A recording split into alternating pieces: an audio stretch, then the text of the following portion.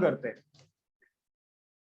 चलिए ठीक है, कुछ क्वेश्चन करते हैं इन्हीं दोनों थ्योरम से रिलेटेड। शुरू करें, लिखिए पहला क्वेश्चन। पिछली क्लास में बताई गई थ्योरम से ही कुछ क्वेश्चन करेंगे, ठीक है ना। चलिए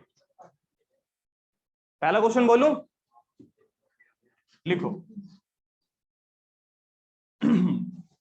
A tangent is drawn to a circle. A tangent is drawn to a circle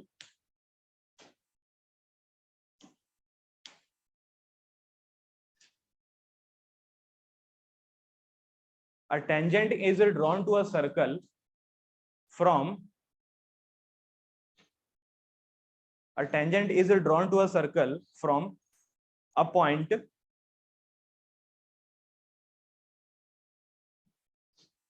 which is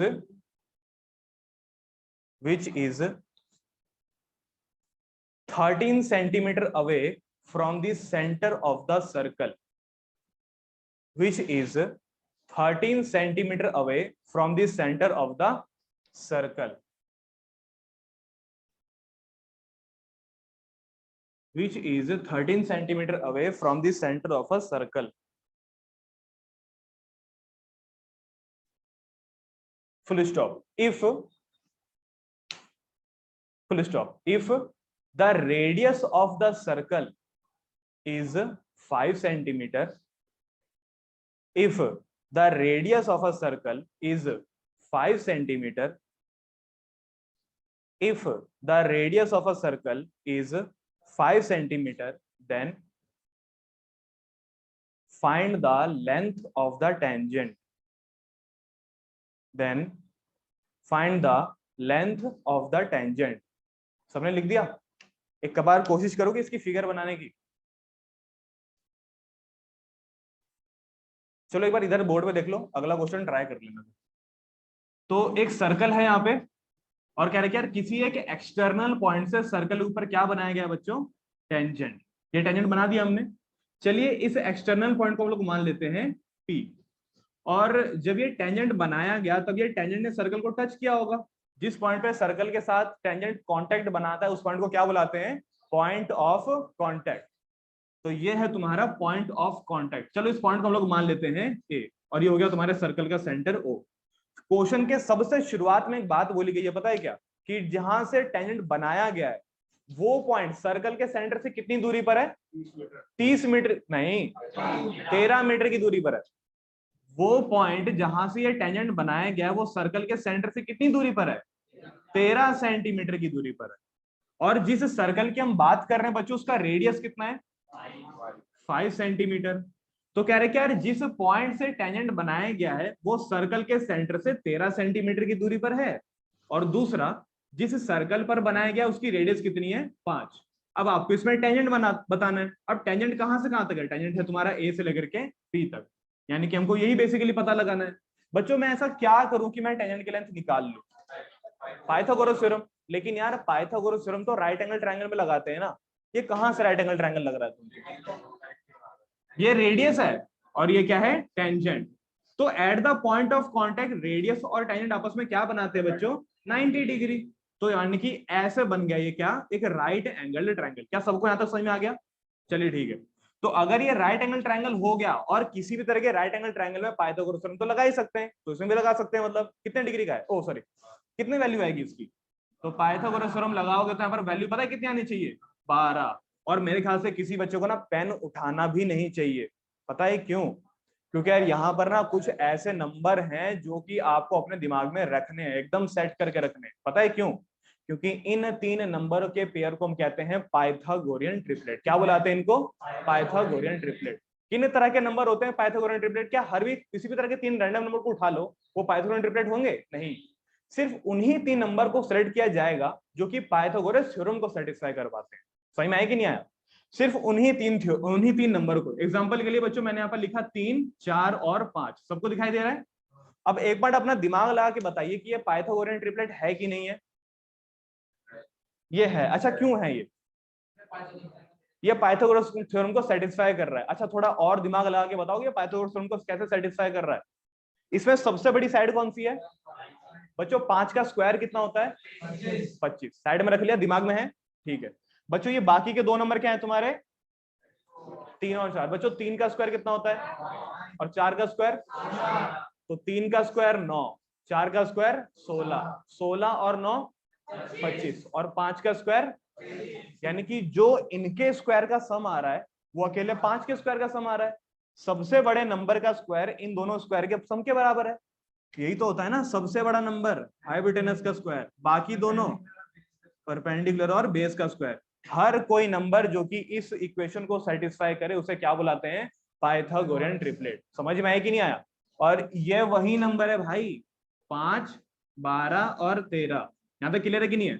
5, 12 और 13 किसी भी तरह के राइट एंगल ट्रायंगल में अगर तुमने ये साइड सुन ली ना तो समझ लो क्या कि हाँ यार ये तो पाइथागोरियन ट्रिपलेट है। और इसीलिए कुछ बच्चों ने जल्दी जवाब दे दिया ये बोल करके क्योंकि हाँ यार राइट एंगल ट्रायंगल है, एक साइड 5 है एक साइड 13 है, तो पक्का अगली साइड क्या रही होगी तुम्हारी, 12 ही रही होगी, क्योंकि यार वही सेटिस्फाई कर पाता है। समझ में आया कि नहीं आया?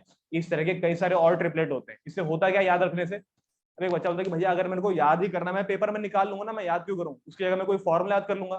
देखो कर सकते हो, लेकिन यार होता पता है क्या है, ये क्वेश्चन आते हैं कितने नंबर, कितने नंबर का आ सकता है वाला क्वेश्चन, 1 नंबर का आ सकता है। यहाँ तो क्लियर है कि नहीं है? 1 नंबर के क्वेश्चन में क्या आप लोग सच में कैलकुलेशन करना चाह रहे हो क्या? यार मेरे ख्याल से कैलकुलेशन करना तो वेस्ट ऑफ टाइम। समझ में आया कि नहीं आया? तो इतनी सी बात आप लोग अगर दिमाग में रख सकते हो तो बहुत तुम्हारा टाइम बचेगा, वो टाइम बड़े क्वेश्चन में इन्वेस्ट किया जा सकता है। समझ में आई बात कि नहीं आई? और दोबारा यहाँ पर मैं सभी बच्चों को दोबारा एक सजेशन देना चाह रहा हूँ कि बच्चों तुम्हारा पेपर अगर कभी भी हो तो यार 1 नंबर वाले क्वेश्चन से स्टार्ट मत करना। अगर एकदम तुम्हारे प्रैक्टिस अच्छे से है तो बिल्कुल स्टार्ट करो, लेकिन कभी भी 1 नंबर वाले क्वेश्चन से स्टार्ट मत करिएगा। कहाँ पे हाथ मारना, सीधा सीधा 3, 4 नंबर वाले में हाथ मारना। समझ में है कि नहीं आया? इससे होगा क्या क्या, देखो अगर सबसे पहले तो यार 3 और 4 नंबर के क्वेश्चन ऐसे होते हैं जो तुमने कई बार प्रैक्टिस किए होते हैं और रिवीजन में सबसे पहले वही क्वेश्चन उठाते हो तुम। समझ में आया कि नहीं आया? तो सबसे पहले उन क्वेश्चन को करने का फायदा ये होता है कि यार सबसे पहले वो हो जाते हैं, दिमाग का एक बहुत बड़ा बोझ उतर जाता है। और प्लस में अगर एंड में भगवान ना करे ऐसा हो कि अगर छूटता भी है ना तो 1-2 नंबर का छूटता है। समझ में आया कि नहीं आया? नहीं समझे बात को? तो ये है, तो इसलिए यार ये ट्रिक वगैरह याद रखो ताकि पेपर के एंड में काम आए। अब इसको प्रॉपर कैसे करेंगे हम लोग, प्रॉपर देखो इसको करने का तरीका ये होगा कि in triangle O A P, in triangle O A P, अच्छा कोई अगर तुमसे पूछे कि यार ये ओ ए जो है वो परपेंडिकुलर है तुम्हारे एपी के ऊपर, क्या इसका कोई ठोस रीजन है तुम्हारे पास? मैंने बोला हाँ है, क्योंकि at the point of contact radius is perpendicular to tangent, इसीलिए मैंने ओ ए को परपेंडिकुलर बना दिया किसके, एपी के। क्या अब हम पाइथागोरस थ्योरम लगा सकते हैं? अब लगा लो, हंसी खुशी लगाओ। तो हाइपोटेनस कौन सा है इसमें, ओपी, यानी कि ओपी का स्क्वायर बराबर में परपेंडिकुलर यानी कि ओए का स्क्वायर और बेस यानी कि एपी का स्क्वायर। अगर कोई पूछे कि यार ये आपने क्यों लिखा तो यहाँ पे लिख देना बगल में क्या, बाय पाइथागोरस थ्योरम। बच्चों ओपी क्या होगा देख करके बताइएगा, तो 13 का स्क्वायर, ओ ए क्या होगा 5 का स्क्वायर और एपी क्या होगा 12 का स्क्वायर। बच्चों 13 का स्क्वायर 169, 5 का स्क्वायर, अरे यार मैंने गलती कर दी, क्या गलती करी मैंने, अरे हाँ ये भी तो फाइंड करना है। जिंदा हो कहाँ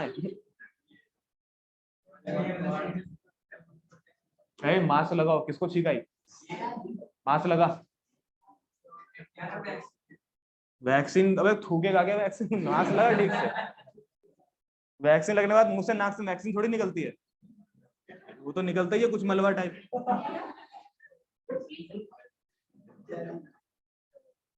अरे माइनस करने पर कितना आ रहा है, जवाब ही नहीं दे रहे यार। 144 बराबर में एपी का स्क्वायर। बच्चों जब भी स्क्वायर हटाएंगे बगल में रूट लगाएंगे, और 144 का रूट कितना होता है 12। तो प्रॉपर वे में अगर आपको 1 मिनट अपना वेस्ट करना है तो आप इस तरह से कर सकते हो, वरना तो भैया तुमको पता होना चाहिए 12 है। सबको क्लियर है कि नहीं है? अगला क्वेश्चन दूं, पेपर में ये क्वेश्चन कितने नंबर का आएगा, मैं क्या बोल रहा हूँ 1 नंबर का आएगा। मैं यार इतना टाइम वेस्ट क्यों करूं इसमें, है लिख ले, लिख ले, अरे मैं क्या बोल रहा हूँ लिख लो इसको, कोई दिक्कत वाली बात नहीं है। पेपर में याद रखना बस 1 नंबर वाले क्वेश्चन भाई बस आंसर लिखना होता है और कुछ नहीं लिखना होता उसमें, पूरा क्वेश्चन सॉल्यूशन डाल दोगे तब भी 1 नंबर। हिमांशु गलती करके आया था ये वाला, हिमांशु भैया तुम्हारे 12वीं क्लास में एक, रिकॉर्डिंग में नहीं बोलना चाहिए बाद में बताऊंगा। चलो ठीक है, यहाँ तक हो गया तुम्हारा, चलो ठीक है बाद में बताऊंगा किसी और दिन। हाँ लिखिए अगला बोलूं?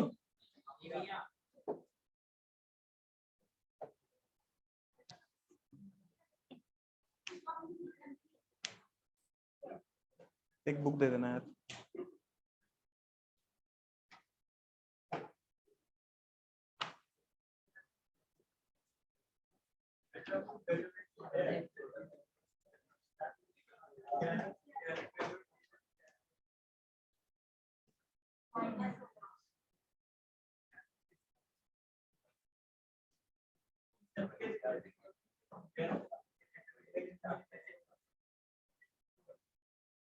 हो गया सबका क्वेश्चन? अच्छा, अपनी बुक निकालिए और देखिए क्वेश्चन नंबर 8।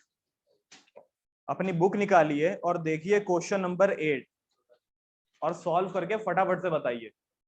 ऑनलाइन वाले बच्चों अपनी बुक निकालिए और बुक का देखो क्वेश्चन नंबर 8 पेज नंबर 10.4 और क्वेश्चन नंबर 8 करके फटाफट से सॉल्यूशन बताओ उसका।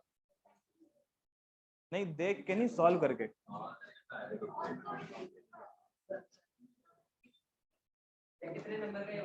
एक नंबर का है।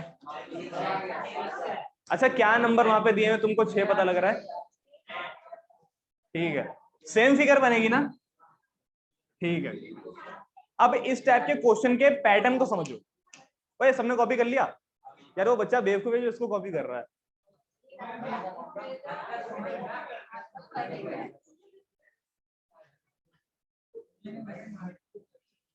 ये पता नहीं कहाँ है कि वो बोर्ड पे जो भी लिखना कॉपी कर लेगा। एक बार पता नहीं ऐसे मैंने कुछ पेन चला दिया, ये भी कॉपी कर लिया। कह रहे ये भी कुछ पेपर में आ जाए, क्या पता। इधर देखो चुपचाप। क्या दिशा में मैम लिखती है ना, नहीं, अरे मैं बहुत साल पहले जब भी मैं मार्कर चलाता हूँ ना, मार्कर में भरता हूँ तो मैं यूं कर देता हूँ। एक मैंने बच्चा देखा, उसने हर कॉपी में ही करा, यूं यूं करके, पता नहीं क्या लिख रहा था। अच्छा देखो, क्वेश्चन है ये, क्वेश्चन नंबर 8 है। कह रहे यार एक पॉइंट है P जो कि सर्कल के सेंटर से 10 सेंटीमीटर दूर है। ये है सर्कल का सेंटर और ये है पॉइंट P, और ये कितने सेंटीमीटर की दूरी पर है? 10 सेंटीमीटर की दूरी पर है। और बोला जा रहा है कि जो ये टेंजेंट बना रहा है ना, टेंजेंट की लेंथ कितनी है? 8 सेंटीमीटर की। तो बताइए सर्कल का रेडियस कितना होगा?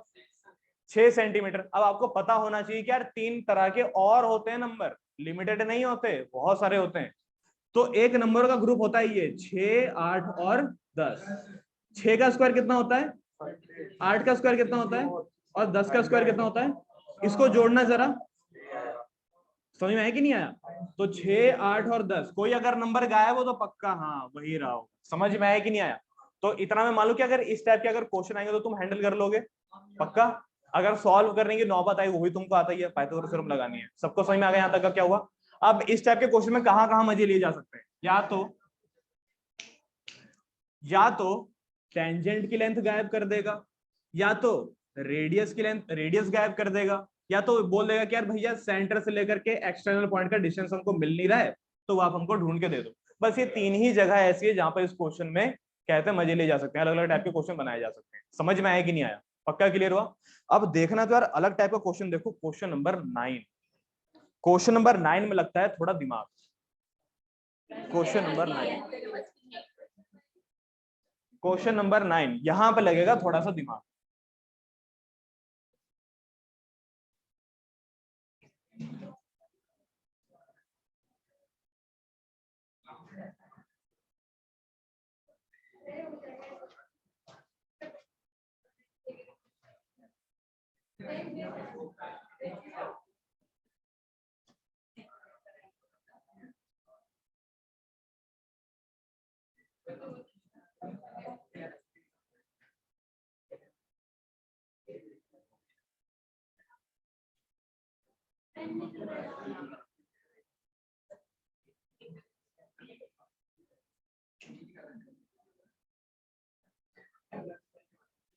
देखिए बच्चों, बोर्ड पे देखिए, फिगर आपको दिखाई दे रही है?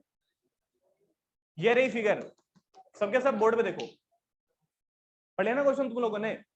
चलो देखो, क्वेश्चन कहता है कि यार आपके पास एक सर्कल है जिसका सेंटर O है। बच्चों ये कौन सी लाइन है जो कि सेंटर से पास होती है? ये कौन सी लाइन है जो कि एकदम सर्कल के सेंटर से पास हो रही है? क्या बुलाते हैं इसको? डायमीटर। डायमीटर को सबसे बड़ा कॉर्ड भी कहा जा सकता है। चलिए ठीक है, अच्छा बड़े ध्यान से समझिएगा, बाहर एक एक्सटर्नल पॉइंट है तुम्हारा P, यहां से एक टेंजेंट भी बनाया गया और यहां से एक, क्या बोलेंगे इसको, सीकेंट, यहां से एक टेंजेंट भी बनाया गया और यहां से एक सीकेंट भी बनाया गया। कहता है कि अगर ये वाला एंगल अगर 115 डिग्री का है तो बाबू आप ये वाला एंगल बताइए कितने डिग्री का होगा, ये वाला एंगल आपको बताना है। तो थोड़ा कैलकुलेट करो और दिमाग लगाओ कि यार एक ये वाला, हाँ हाँ चलिए ठीक है, एक बच्चा सजेशन देता है ये कि अगर ये 115 है तो बच्चों ये पूरा एंगल कितने डिग्री का होता है।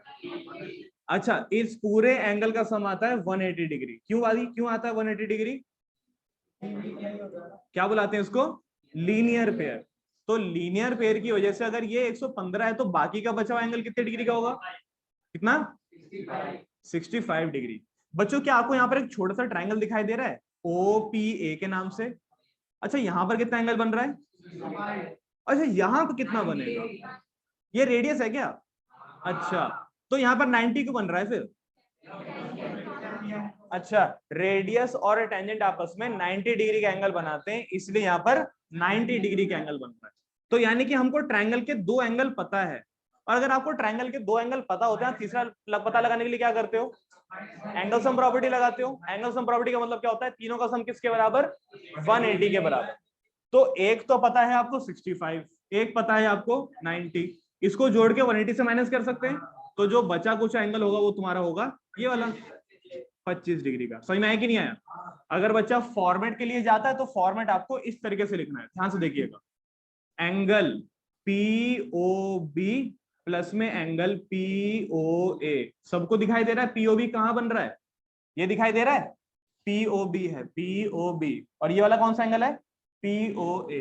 इनका सम किसके बराबर आएगा, क्यों आएगा भाई, लीनियर पेयर। POB की वैल्यू 115 डिग्री है, अच्छा POA बराबर में 180 माइनस कर देंगे तो POA कितना आ जाएगा बच्चों, 65 डिग्री।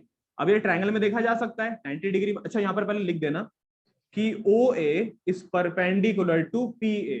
OA सबको दिखाई दे गया, रेडियस है, PA सबको दिखाई दे गया, टेंजेंट है, तो radius is perpendicular to tangent. यहाँ पे रीजन लिख पाओगे ना कि at the point of contact radius is perpendicular to tangent.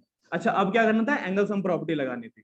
तो in triangle PAO, in triangle PAO सभी का सम कितना होगा 180, जिसमें से कि एक एंगल कितने डिग्री का है 65 डिग्री का, एक एंगल कितने डिग्री का है 90 डिग्री का। ये हमको पता लगाना है, इसका नाम बुक में पता है क्या दिया हुआ है, APO बराबर में कितना 180। थोड़ा बहुत इसमें दिमाग लगा के सॉल्व करोगे तो आपका एंगल APO कितना निकल जाएगा 25 डिग्री। क्या सबको समझ में आ गया यहाँ तक का, सबको क्लियर है यहाँ तक का, पक्का समझ में आ गया, चलो ठीक है। तो ठीक है अगला क्वेश्चन देता हूं, कर लो इसको कर लो।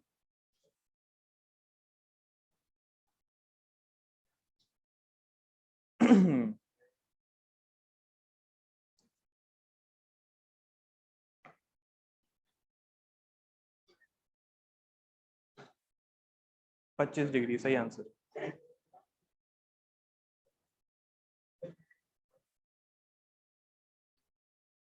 अंशुल सही में आ रहा है, डाउट तो नहीं है, श्वेता सही में आ रहा है पक्का, मास्क लगाना फिर, मास्क लगा।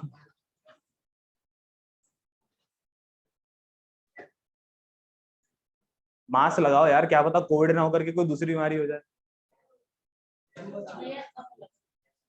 शुभ शुभ बोला करो।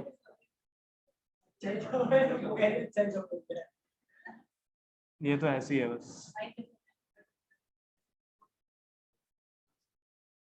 मिटा रहा हूं।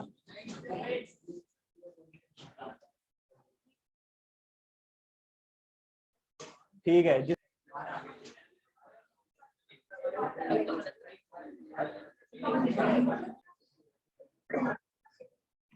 चलिए देखते हैं क्वेश्चन नंबर 13। सबका हो गया, चलो ठीक है एक बार करा देता हूँ ना फिर भी अरे कुछ बच्चे उनसे नहीं हो पाते यार।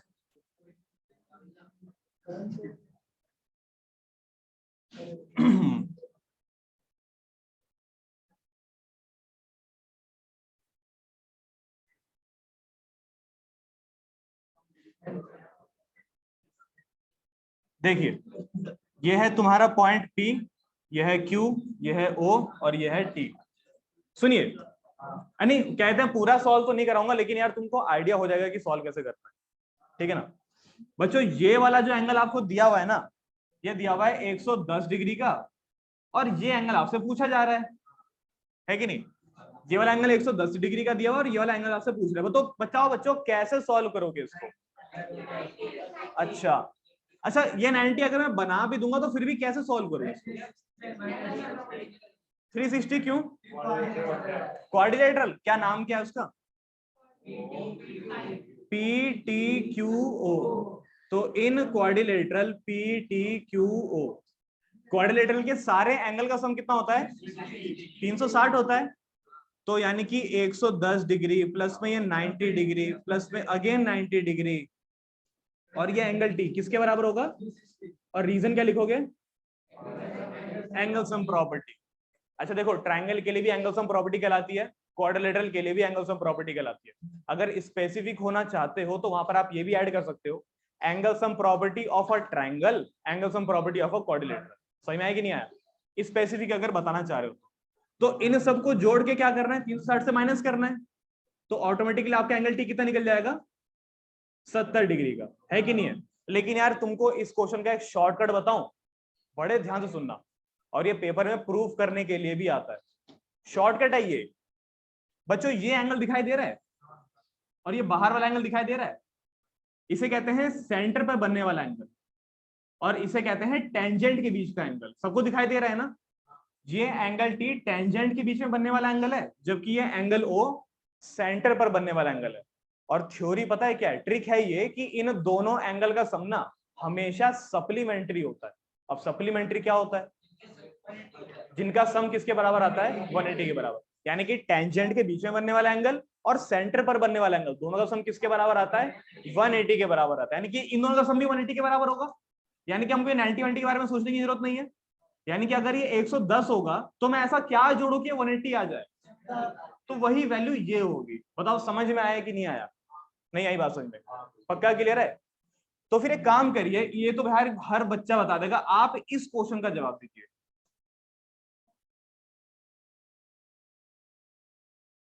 और हाँ यार, ये सवाल का जवाब यार वही बच्चा दे सकता है जिसने पिछली क्लास ठीक से अटेंड करी हो।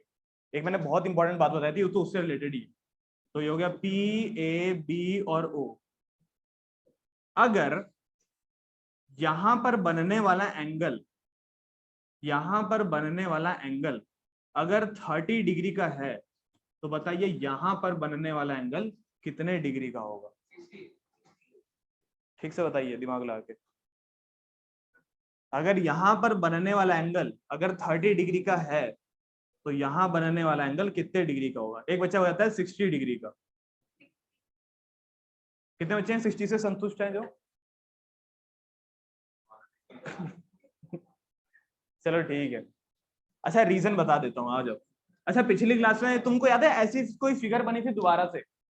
अच्छा इस फिगर से हमने क्या करा था? इस फिगर से हमने AP और PB बराबर करा था ना, कॉन्ग्रुएंट करके। लेकिन यार कॉन्ग्रुएंट करने पर सिर्फ टेंजेंट बराबर नहीं होता है, कॉन्ग्रुएंट करने के बाद दो और बातें होती हैं। सबसे पहली बात, सेंटर से लेकर के एक्सटर्नल पॉइंट को जोड़ने वाली जो लाइन है ना, वो इस एंगल को भी बाइसेक्ट करती है और सेंटर वाले एंगल को भी बाइसेक्ट करती है। क्या सबको पता है बाइसेक्ट करने का क्या मतलब होता है? बाइसेक्ट का मतलब होता है आधा आधा बांट देना। समझ में आया कि नहीं आया? यानी कि जब मैं सेंटर से लेकर के इस एक्सटर्नल पॉइंट को जोड़ा, ये पूरा एंगल जो भी होता था बराबर बराबर बढ़ गया है, और ये भी पूरा एंगल जो भी हुआ करता था वो भी बराबर बराबर बढ़ गया होगा। उस बराबर बराबर में से एक पार्ट हमको पता है 30, अगला वाला भी इसके बराबर ही आएगा। कितना आना चाहिए? 30 आना चाहिए ना। ये पूरा एंगल कितने डिग्री का हो गया? ये पूरा एंगल हो गया तुम्हारे 60 डिग्री का। अब हमने एक बात अभी थोड़ी देर पहले डिस्कस करी थी, पता है क्या? कि सेंटर पर बनने वाला एंगल और टेंजेंट के बीच में बनने वाला एंगल आपस में 180 का सम बनाते हैं, सप्लीमेंट्री होता है वो। तो यहां पर अगर ये 60 आ रहा है और इसको जोड़ने पर 180 बनना चाहिए, तो यहां पर कितने डिग्री का एंगल बनना चाहिए? 120 डिग्री का एंगल। और यार यहाँ पर भी बनने वाला एंगल बराबर बराबर बढ़ता है, तो ये 120 बराबर बराबर बटेगा, ये 60 तो ये भी कितना होगा 60, देयरफॉर इट इज 60। क्या आपको समझ में आई यहाँ तक की बात? पक्का क्लियर हो गया? इसको लिख पाओगे अपनी तरीके से? देख लो। चलिए ठीक है, तो इस सवाल का जवाब दीजिए।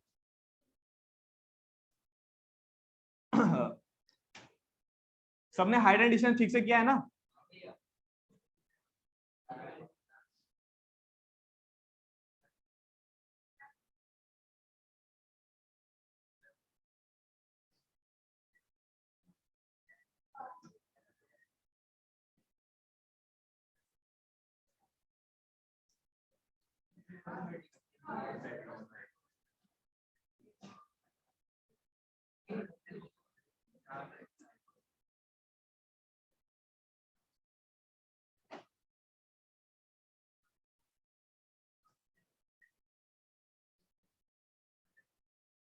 ये प्रूफ करके दिखाइए, ओ ये फाइंड करके दिखाइए।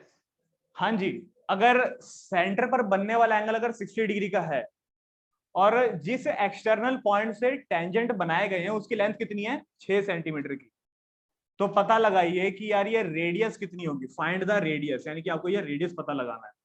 आपके पास बस 2 मिनट का टाइम है, फिगर आउट करिए कैसे करना है इसको। हिंट दे सकता हूँ कि यार इसको सॉल्व करने के लिए आपने जो हाइट एंड डिस्टेंस में किया था ना ट्रिग्नोमेट्री, वही यहाँ पर करना है। लगाइए, दिमाग लगाइए। लेकिन हाँ ये भी बात याद रखना, तुमसे पिछला वाला जो बैच था ना उसको मैंने हिंट नहीं दिया था, लेकिन वहां से आंसर आया था। करिए।